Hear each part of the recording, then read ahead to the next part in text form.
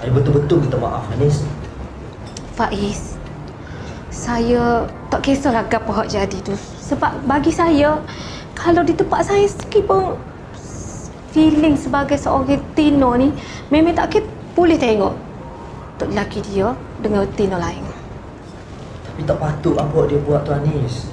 Dalam pejabat semua staf tengok. Saya pun nak jaga perasaan awak, Anis.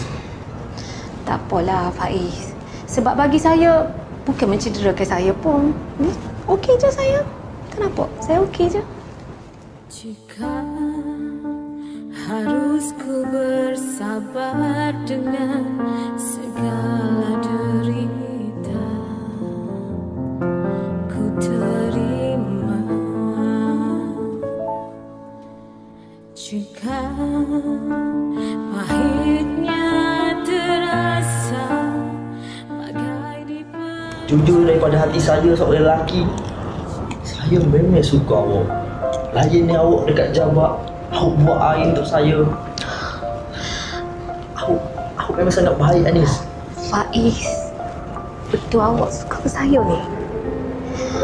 Maknanya saya ni tidak bertepuk sebelah tangan. Kalau dari hati saya, Anis, saya memang suka kau. Tapi saya suami orang, Anis. Saya tak boleh berlaku jujur dengan awak sebelum ni. Tak apalah. Benda tu kita boleh. Kira-kira, awak nak minum air ke apa? Saya buatkan untuk awak. Air kopi, Nescafe, Milo. Boleh air tu warna merah. Okey, awak tunggu. Saya buat Nescafe special untuk awak eh. Jadi kita okey ni? Kita okey. Tak ada masalah.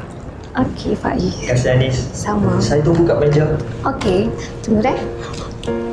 bukan ini yang aku mahu,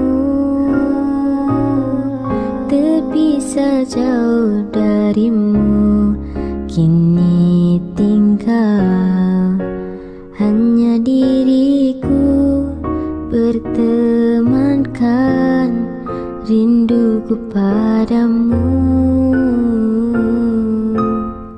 masih berpegang pada janji.